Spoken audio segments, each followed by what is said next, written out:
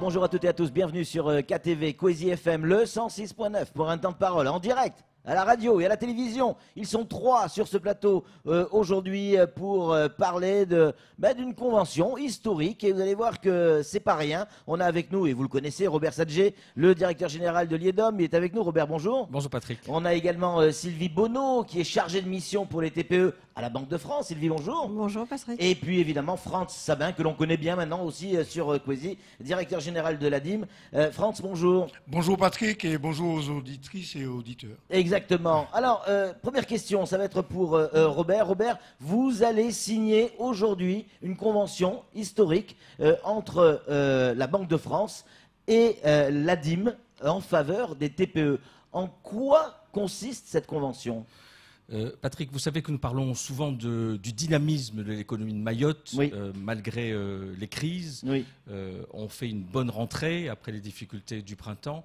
Qu'est-ce qui pousse aussi l'activité économique? Ce sont les très petites entreprises. C'est quoi une très petite entreprise? Les petites entreprises, ce sont les entreprises de moins de 10 salariés pour l'essentiel.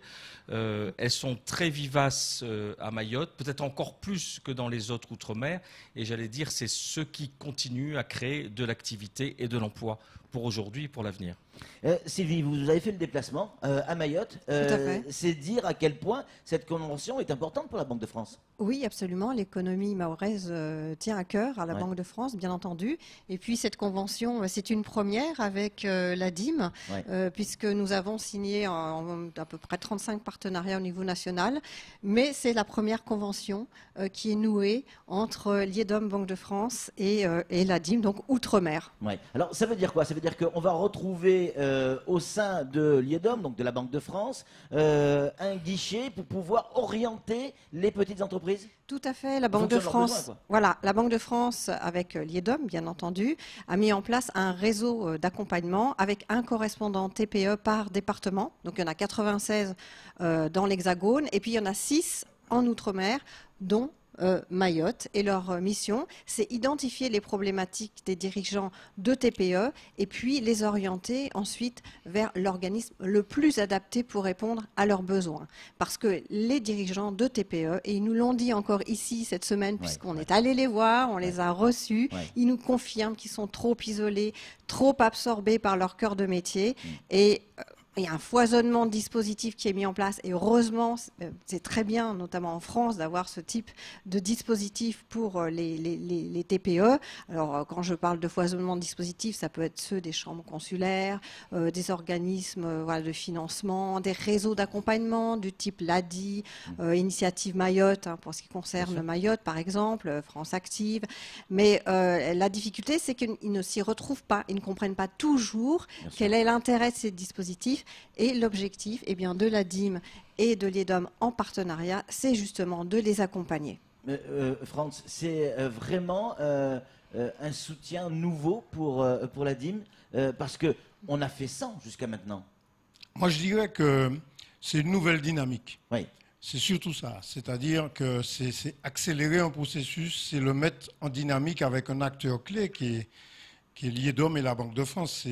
C'est quelque chose de très fort, puisque c'est un organisme important. Donc ça va nous permettre de continuer à faire le travail que nous faisons déjà, qui est celui d'orienter les porteurs de projets auprès des chambres consulaires, auprès des partenaires privés, publics, pour accélérer leurs projets.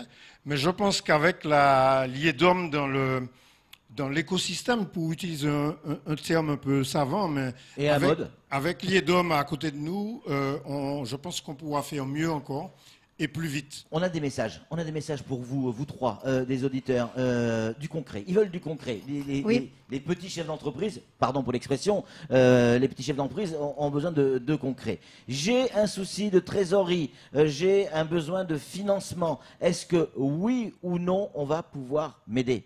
Oui, la question absolument. est simple en fait. Oui, oui, tout à fait. Alors évidemment, c'est au cas par cas après. Oui. Donc les dirigeants viennent nous voir. Mais ne serait-ce que cette semaine, quand j'ai parcouru l'île, j'ai rencontré différents types d'entreprises et c'était bien leur souci. Oui. Bien sûr, la fragilité des très petites entreprises, ce sont les fonds propres. Alors c'est toujours délicat pour des structures si fragiles. Et puis c'est surtout la trésorerie. Mais au-delà, il y a toutes les problématiques du type de création. On a vu un très beau projet, notamment de production laitière sur l'île, qui se constituent.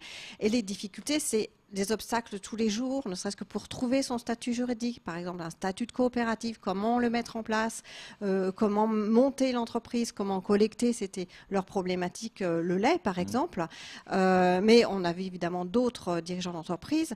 Et voilà, et comment faire quand toute la journée on est pris par son activité, c'était aussi le cas d'un restaurateur, il est pris toute la journée par son activité, et comment faire pour s'y retrouver. Quand vous tapez sur Internet, je veux créer ma très petite entreprise, essayez, vous allez voir, c'est pas facile, on a un flot d'informations. Il faut donc être orienté.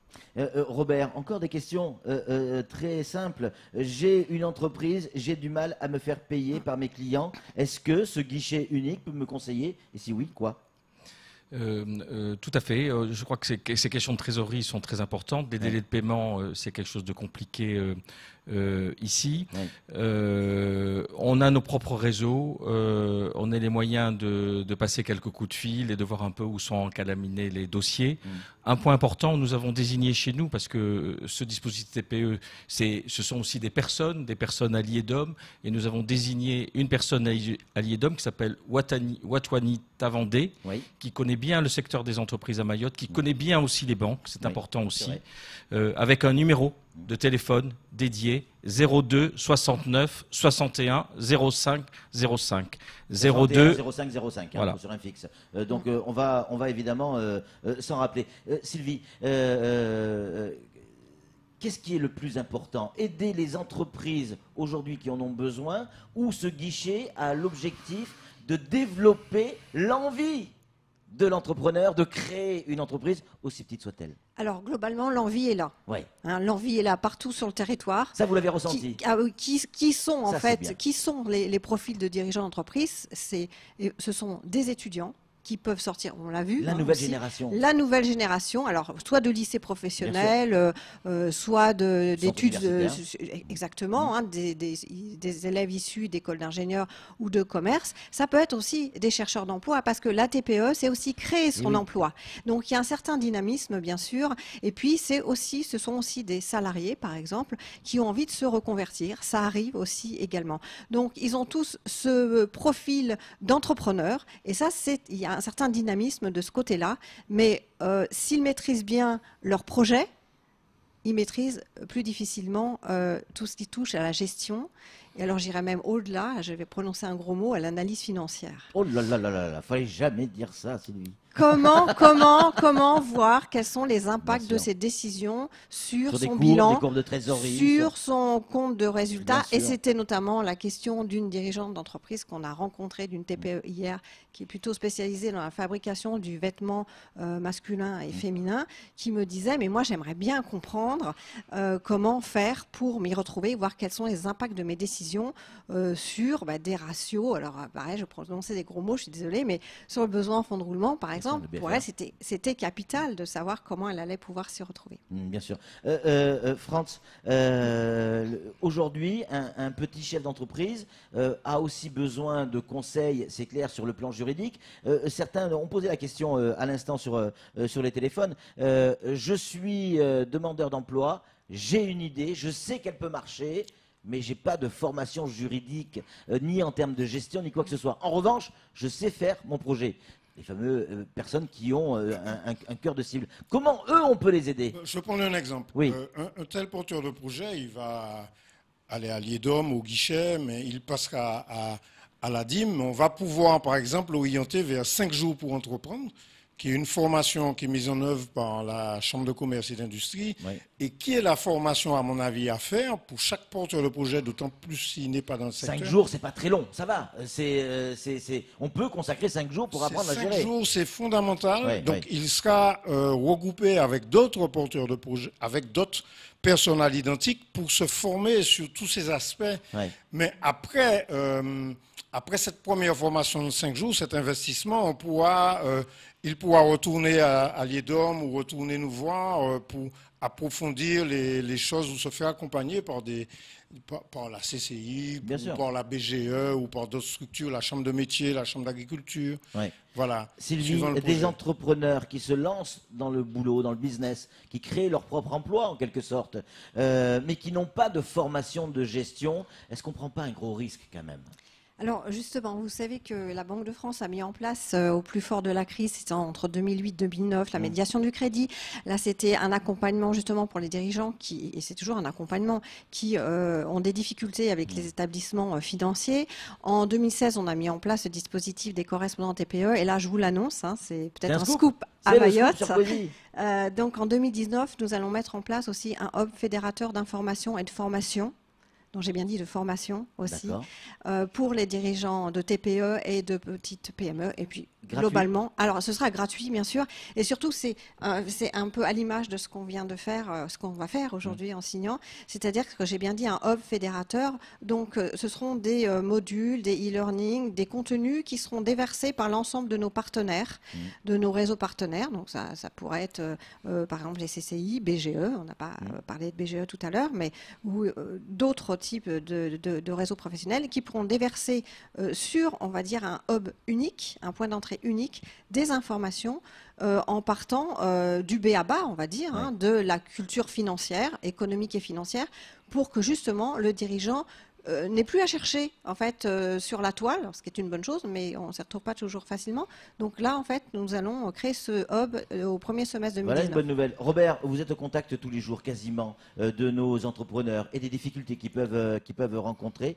On a le sentiment, là, avec ce que vient de dire Sylvie, ça donne envie, on se dit, nos institutions, et notamment la Banque de France, que vous représentez ici à Mayotte, mais la Banque de France s'intéresse à nos toutes petites entreprises. Qui allait s'intéresser un jour à nos petites entreprises? Il se passe quelque chose en ce moment à Mayotte, là? C'est une belle rentrée. Ouais. C'est une très belle rentrée. On en parlait il y a quelques semaines. Quelques hésitations en octobre. Novembre, un très bon mois qui se présente, décembre aussi. Exact. Tout le monde se concentre sur cette fin d'année, c'est important. Pour rattraper le retard de début d'année. Hein. Et il y a même quelques frémissements d'investissement, mais je préfère attendre un peu de temps pour voir si ça se confirme ou pas. Exactement. On en parlera dans quelques semaines. En tout cas, merci beaucoup à vous tous d'être venus et de nous avoir donné ce bol d'oxygène, en tout cas cet espoir. Et on a besoin d'espoir et de confiance quand on gère des toutes petites entreprises. Merci Sylvie, merci Franz, merci Robert pour votre visite sur le plateau. C'est tout pour ce temps de parole. Tout de suite, la suite de nos programmes.